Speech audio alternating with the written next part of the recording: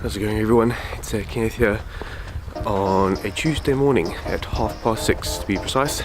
I'm on my way to work and I just don't really have time to make many videos at the moment, so I'm gonna have to start integrating it into my daily routine when I do have time, like when I'm walking to my car. So I'll explain a bit more when I get to work. Little ones even get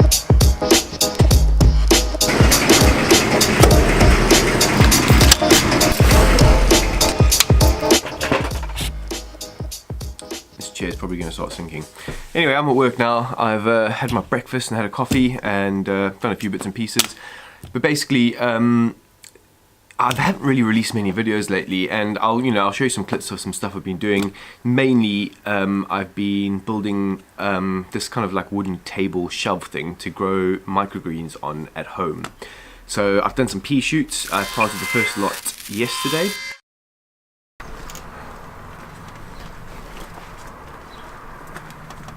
How's it going, everyone?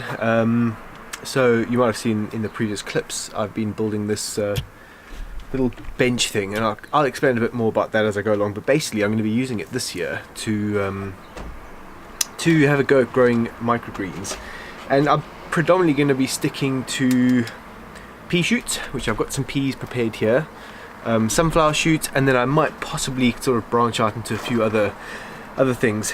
Just the seeds are really expensive and I don't want to go and spend a lot of money. Whoop.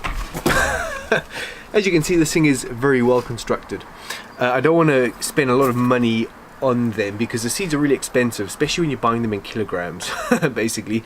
So yeah, so I wanted to show you my process because it's going to be good for me to come back and look back on these. So basically over here I have a mix of plain topsoil, compost, and then vermiculite. So the exact measurements, basically 25 liters of soil, topsoil, about like 10 clumps of compost, that, you know, about that much with my hands. I grab out the bag, and vermiculite's really difficult to say because obviously it's really light, but I got it to the point where it was roughly speckled like that. But basically, I've got my seeds all measured up and I've soaked them in water the whole day. They've basically sort of doubled in size. What I'm going to do now is use these flats. I bought them without holes, but I drilled the holes in, which is really stupid because you can buy them with holes. Don't know what I was thinking when I bought them. And I'm going to fill them all with my soil mixture, soil, compost and vermiculite, and then plant the seeds basically and see what happens. So I did plant enough, I think, for 6. According to my measurements, that should be how much I need, or 5. But I thought I would get a few extra ready just in case, because this is the first time I'm doing it. And I'll explain a bit more about why I'm trying to grow so many. You know, just for me and Kerry it seems a bit crazy, but there's a method or a reason why I'm doing it. So I'll fill these all up and explain to you what I've done afterwards.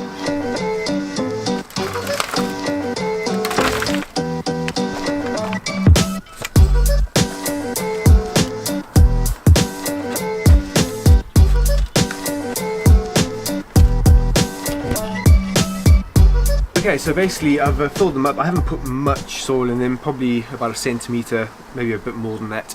Now I haven't got the exact right tool to push them down, but I'm going to get a piece of wood, the exact size of the internal dimensions of this flat, or this tray, germination tray, or whatever you want to call it, just so I can tamp it down. So obviously you can imagine it's got to be it's quite important that everything's as even as possible, just to make sure that it all grows evenly, especially when you're doing with smaller seeds. At least I would imagine, I'm not 100% sure. So anyway, so I've laid all those out. I'm going to water them just lightly, not too much. So I don't want the soil to be waterlogged. You know, again, I'm going to be experimenting with this just to see what sort of, you know, works and what doesn't work, because I still don't really know. This is all really about experimenting. So like I said, I've got these seeds here. I've measured out roughly 190 grams, I think, per tray, and I've soaked them all day. So that basically is kick-started the germination process. Now, I'm not going to measure them all out equally per tray. I'm just going to grab a handful, put them in the center of each one and then sort of see how much is left.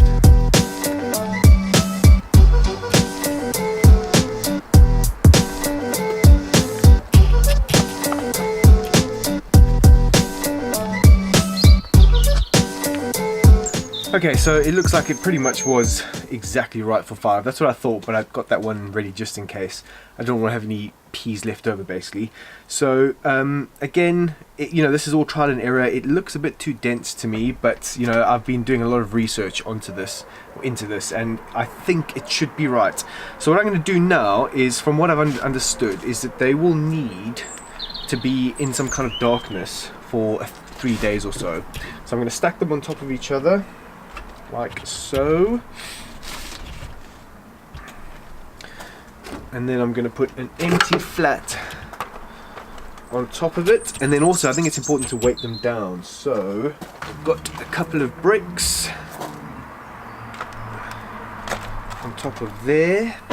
And I'm going to cover them up and just leave them out here basically. I don't think they really need to go inside. I'm not 100% sure.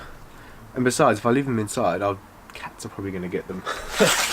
Yeah, so that's it basically. I will check on these every couple of days, and I think the idea would be to uncover them as soon as they start germinating after like 3 days, and then just let them grow basically.